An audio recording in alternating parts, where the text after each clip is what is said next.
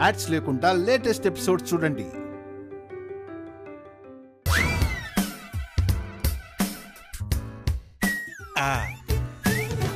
Super పంతులు, ఏ వేలు పట్టుకుంటే 1,00,000 రూపాయలు పైనిద్దామనుకున్నానో ఆ వేలే పట్టుకున్నావు. అమ్మా భవానీ, నువ్వున్నావు తల్లి, నువ్వున్నావు. అందుకే కాంతమ్మ గారి దగ్గర మొదటిసారి 1,00,000 రూపాయల పైన తీసుకోబోతున్నాను. ఎస్, 116 రూపాయలు గెలుచుకున్నావు.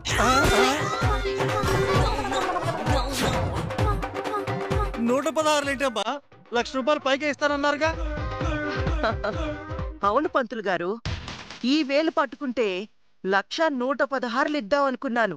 ఇప్పుడు చెప్పండి, 1,00,000 పైన ఎంతుందో? 116 రూపాయలు. అందుకే 116 రూపాయలు ఇస్తున్నాను.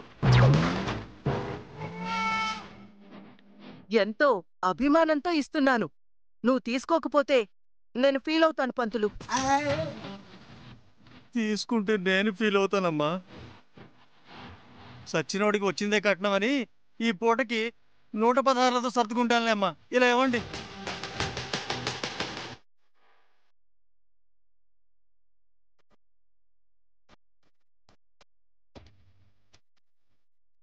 తీసుకో పంతులు.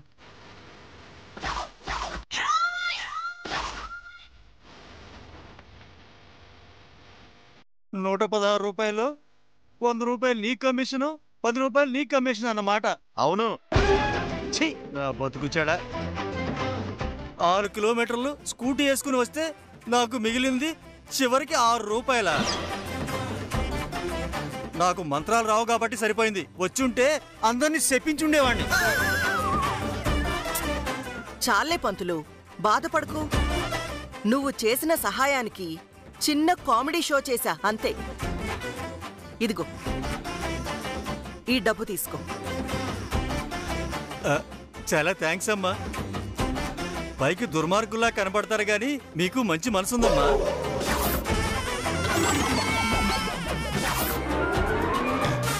ఏడ్చారు కానీ మా లత కోసం ఒక పీనాసి, ఒక యాబ్రాసి, ఒక దరిద్రపు యదవని ఒకణ్ణి పట్టుకురండి. అప్పుడు దీనికంటే ఎక్కువ పేమెంట్ ఇస్తాను. అలాగేనమ్మా. మంచి సంబంధాలంటే తేవడం కష్టం గాని మీరు చెప్పినట్టుగా అష్టదరిద్రాలు, అవలక్షణాలున్న ఒక నీచ నికృష్టుని ఖచ్చితంగా పట్టుకొస్తానమ్మా. ఇంకెందుకు ఆలస్యం, వెళ్ళి ఆ పని మీద ఉండు. అలాగేనమ్మా, వస్తానమ్మా. మరి మా కమిషను? ఇదిగో 3 రూపాయలు నీకు, 3 రూపాయలు మీ ఆయనకి, మొత్తం 116 రూపాయలు సరిపోయినాయి.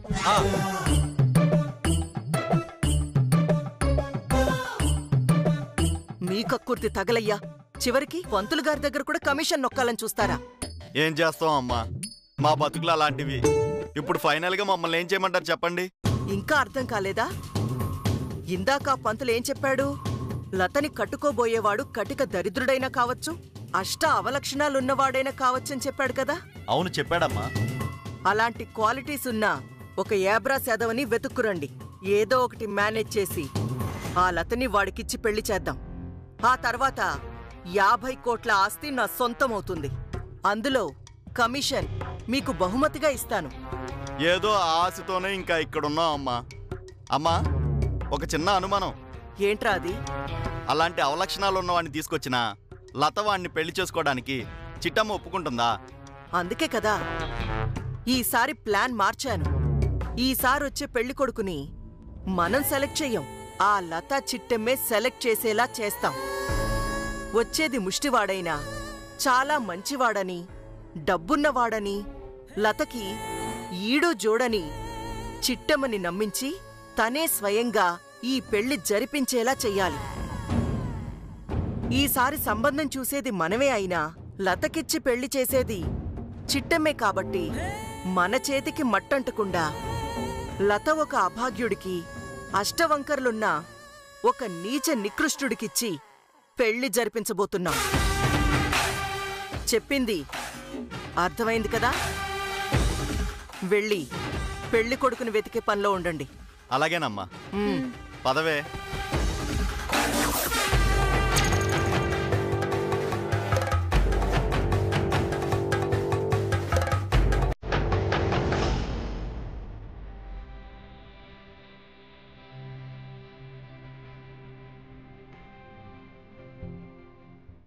నానమ్మ, మీరు బాధపడకండి, అసలు భయపడకండి.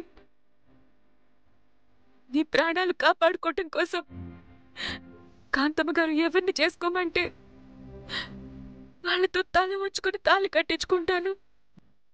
మిమ్మల్ని నేను కాపాడుకుంటాను నానమ్మ. మిమ్మల్ని నేను కాపాడుకుంటాను నానమ్మ.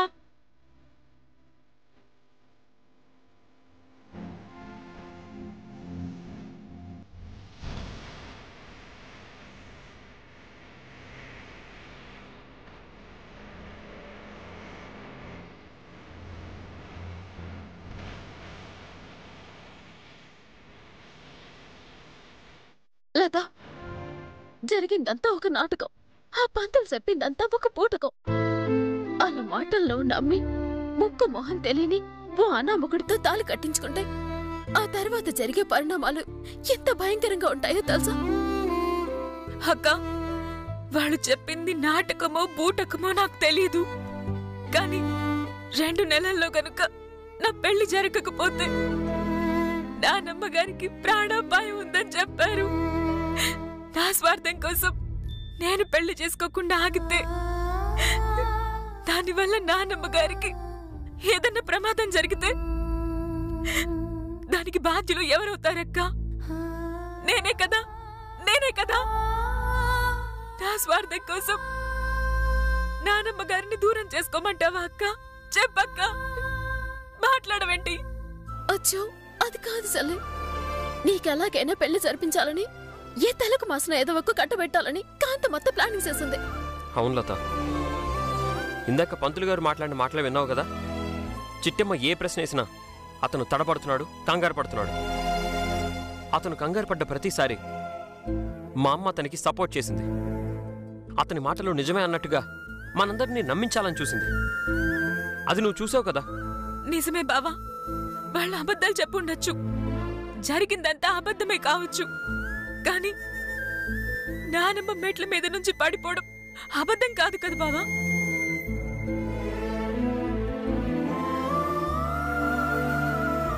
చిట్టమ్మకొచ్చి కాపాడకపోయి ఉంటే నానమ్మ కింద పడిపోయి ఉండేది. అది అబద్ధం కాదు కదా బావా.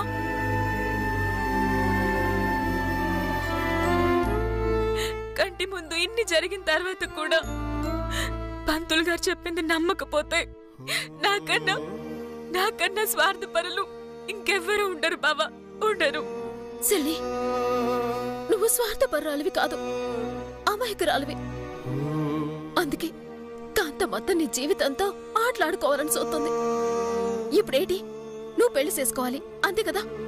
అవునక్క, ఎట్టి పరిస్థితుల్లో 2 నెలల్లోపు నా పెళ్లి జరిగిపోవాలి, అంతే.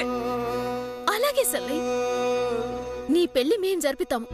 అలాగని కాంతమత్త చూసిన ఏ ఆట సంబంధమో, ఏ చెత్త సంబంధమో లాంటిది మాత్రం కాదు. గొప్పని తీసుకొస్తాము, నీకు మేం మొగుడిని తీసుకొస్తాము. అప్పటిదాకా మాత్రం ఎలాంటి తొందరపాటు నిర్ణయాలు తీసుకోకమ్మా. కాంతమత్త బ్లాక్ మెయిలింగ్ కి లొంగిపోకలత. అది కాని జరిగితే నీ జీవితం సర్వనాశనం అయిపోతుంది. అవును లత, నువ్వు చిన్నదానివి, పైగా అమాయకురాలివి. ఎవరేం చెప్పినా నమ్మేస్తావు, ఈజీగా వాళ్ళ మాటలకి లొంగిపోతావు. మా ఇద్దరి భయం కూడా అదేనమ్మా. చిట్టమ్మ చెప్పిందిగా, 2 నెలలు కాదు, సాధ్యమైనంత తొందరగా నీకు మంచి సంబంధం మేము తీసుకొస్తాం. మా చేతుల మీదుగా నీకు పెళ్లి జరిపిస్తాం. అంతవరకు నువ్వు కంగారు పడకమ్మా. మా మాట విను లత, ప్లీజ్. త్వరగా ఆ పనిచేసి పుణ్యం కట్టుకోండి అయ్యా, లేదంటే ఆ దుర్మార్గురాలు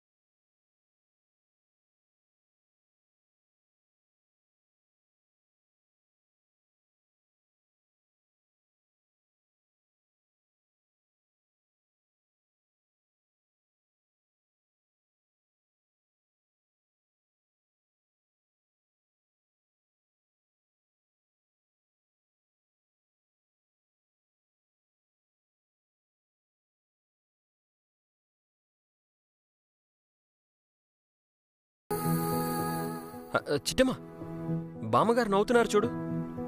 అవును బావా, అవును. నానమ్మ నవ్వుతుంది, నానమ్మ నవ్వుతుంది.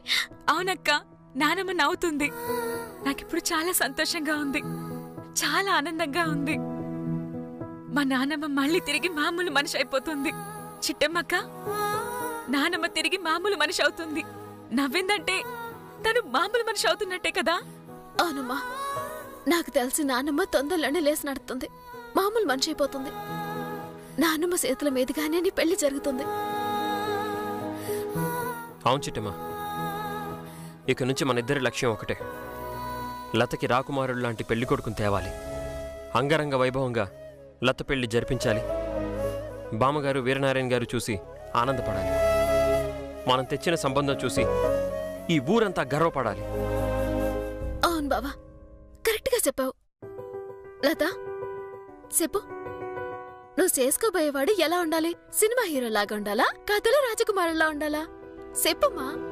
నిన్ను బావ ఎంత ప్రేమగా చూసుకుంటున్నారో అంతే ప్రేమగా నన్ను చూసుకునే అబ్బాయి అయితే చాలక్క. అంతకు మించి నాకేమీ కోరికలు లేవు. నా బంగారు తల్లి.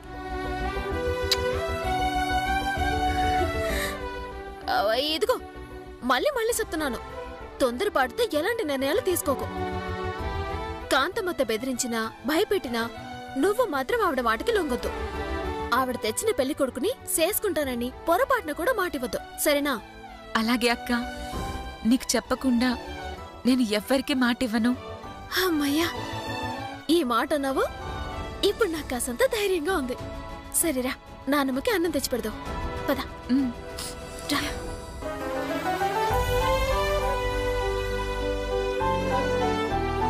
ఏ జన్మలో చేసుకున్న పాపం.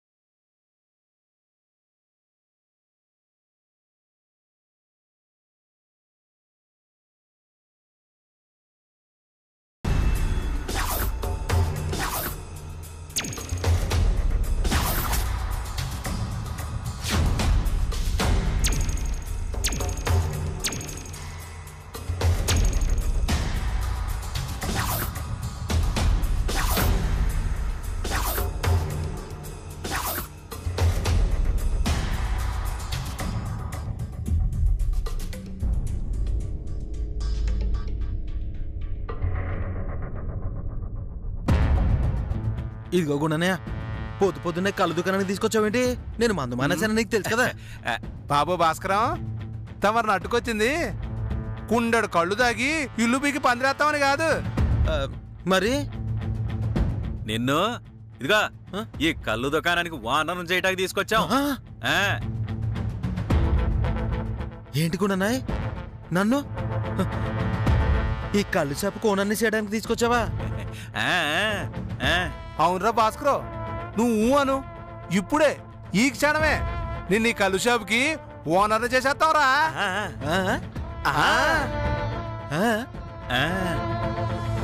అట్టు మీ బతుకులు సెడా. మీ కంటికి నేను ఎట్ట కనబడుతున్నానరా? ఇంతకు ముందే ఆ సరోజ మాదక ద్రవ్యాల కేసులో నన్ను జైలుకి పంపించబోయింది. ఇప్పుడు మళ్ళీ నన్ను ఇక్కడ కొట్టుకొచ్చి ఈ కళ్ళు షాపు ఓనర్ని చేసేసి ఇల్లీగల్ పనులు చేస్తున్నానని బొక్కలో ఎట్టించేసి నా నీలంబరికి నన్ను దూరం చేసేద్దాం అనుకుంటున్నారా? మీ పప్పులు నా దగ్గర ఉడకవురోయ్. వీడు ఒక అప్పటి భాస్కర్ కాదు, నీ కార్సైన మగాడు భాస్కరేడు. ఓర్ని నికార్సులో నిమ్మరసం పోయా. నువ్వు పని పాట లేకుండా తిరుగుతున్నావని మీ ఆవిడ బాధపడుతుందిరా. అదే ఏదో ఒక ఉద్యోగం ఇప్పించేస్తే మీ ఆవిడ నీకు దగ్గర అవుద్దని నిన్ను దీనికి ఓనర్ని చేద్దాం అనుకున్నాం గాని ఈ షాప్కి ఓనర్ల దొరక కాదు. ఏట్రపులే, ఏంటి అనేదే? నన్ను మా ఆవిడ్ని కలపడానికి నన్ను ఈ కళ్ళు షాపుకి ఓనర్ని చేద్దాం అనుకుంటున్నారా? మరి లేకపోతే మాకేట్రా దురదా? నిజంగా నీకు మీ ఆవిడ కావాలి అనుకుంటే ఈ కళ్ళు షాప్కి ఓనర్ అయిపో, లేదంటే నీ పెళ్ళడానికి దూరం అయిపో. ఓరు బాబు అంత మాట అనకరా.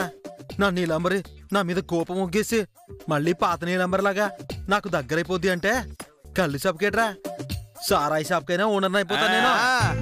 ఇప్పుడు దారిలోకి వచ్చావు భాస్కరు. మా అక్క నిన్ను నీలాంబర్ని కలపడానికే ఇదిగో నిన్ను కళ్ళు షాప్కి వానరం చేయాలనుకుంది. అట్టగానే మిమ్మల్ని అపార్థం చేసుకున్నందుకు నన్ను క్షమించండి. ఇదిగో ఈసారికి మీకోసం కళ్ళు షాప్కి ఓనర్ అయిపోతా. గొప్ప త్యాగమే చేస్తున్నావు గాని ఊరికే కళ్ళు షాప్ లో కూర్చోవడం కాదు, కాస్తంత డబ్బులు సంపాదించే ఐడియా కూడా ఆలోచించు. కళ్ళు షాప్ లో కూకుంటే డబ్బులు వస్తాయి కదేటి? వస్తాయి భాస్కరు, కాకపోతే నువ్వు కోరుకునే డబ్బులు రావు. అదే కళ్ళు షాప్ లో ఏ సారాయో అమ్మేసి ఏ పేకాటో ఆడిచ్చేస్తే ఇల్లీగల్ పనులని చేయించావనుకో, ఆ వచ్చిన విధవలంతా తోచించేందా ఇచ్చేస్తారు, నీ కళ్ళ పెట్ట నిండిపోతుంది. అది కాదు, మా బామ్మర్ది గారు కరెక్ట్ గా చెప్పాడు. ఇట్లాంటి ఏదో పనులు చేస్తే తప్ప ఇవాళ రేపు డబ్బులు సంపాదించలేవురా భాస్కరు. నిజమే గానీ అట్లాంటి పనులు చేయాలంటే నాకు కొంచెంత భయంగా ఉందిరా బాబు. ఇంతకుముందు అదృష్టం కొద్దీ పోలీసుల నుంచి తప్పించుకున్నానరా. ఇట్లాంటి వ్యాపారం చేసి పొరపాటున దొరికిపోయానంటే మళ్ళీ నన్ను తీసుకెళ్ళే బొక్కలో ఎత్తారా. ఇదిగో భాస్కరు, ఆటి గురించి తర్వాత ఆలోచిద్దాం. ముందు నువ్వు ఈ కళ్ళు షాప్కెళ్ళి వానర్ సీట్లో కూర్చో, ముచ్చటగా ఒక ఫోటో తీసుకుంటాను. అట్టగానే అట్టగే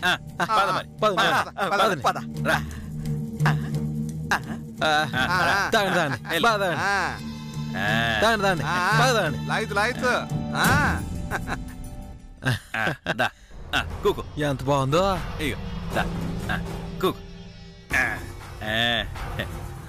ఏటలా కూర్చున్నావు? దర్జా కూర్చో. అదే అది రండి బాబు రండి, చల్లటి కళ్ళు మీ అభిమాన కళ్ళు కాంపౌండ్ లో. అబ్బా రావాలి బాబు రావాలి. అబ్బా సూపర్ గా అమ్ముతున్నావు. బాగుంది, అదిరిపోయింది. మళ్ళీ ఒకసారి చెప్పు. ఓకే రండి బాబు రండి, తెల్లటి కళ్ళు మీ అభిమాన భాస్కర్ గారి కళ్ళు కాంపౌండ్ లో. రండి బాబు రండి. అబ్బా అబ్బా రండి రండి రండి బాబు రండి. తెల్ల కళ్ళంట చల్లగుంటదంట రండి. సూపర్ భాస్కర్, ఇక నీ వ్యాపారం 3 కొండలు 6 సీసాలుగా ఎలిగిపోవాలని ఆ భగవంతుని కోరుకుంటున్నాను. నువ్వు అట్టగుండు, నేను అట్టెళ్ళి ఒక ఫోటో తీసుకుంటా. నువ్వు అట్టగుండు. పులి రెడీ.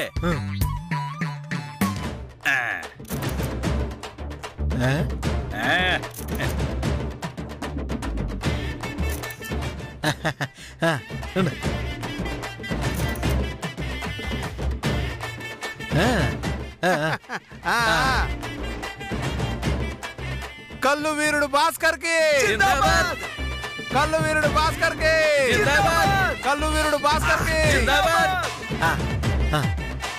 అమ్మయ్యా, ఇక నీ పని అవుట్రా భాస్కర్.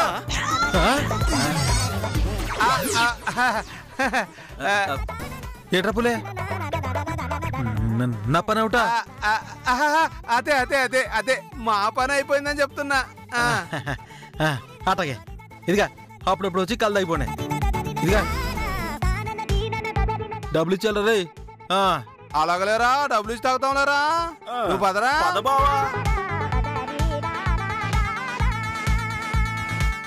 ఇదిగో అవతారం అయిపోయిందిగా, మా డబ్బులేవో డబ్బులు ఇచ్చేసేయి. అలాగేలే, మీరెళ్ళండి.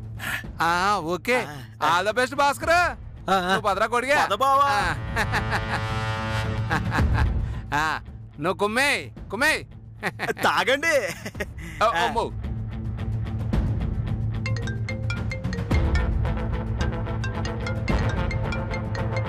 హలో చెప్పరా అవతారం. అక్క, మన భాస్కర్ ఇప్పుడు కళ్ళు కాంపౌండ్ కు వానర్ అయిపోయాడు.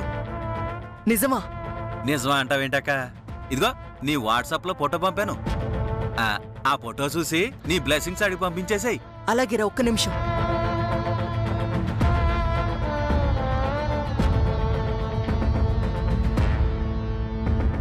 హలో, ఇదే కదా మనం కోరుకున్నది. మనం ఆశిస్తుంది. సూపర్రా తమ్ముడు. వాడి అత్యాశ దురాశే నన్ను ఈ కాకినాడకి మేయర్ని చేసేది.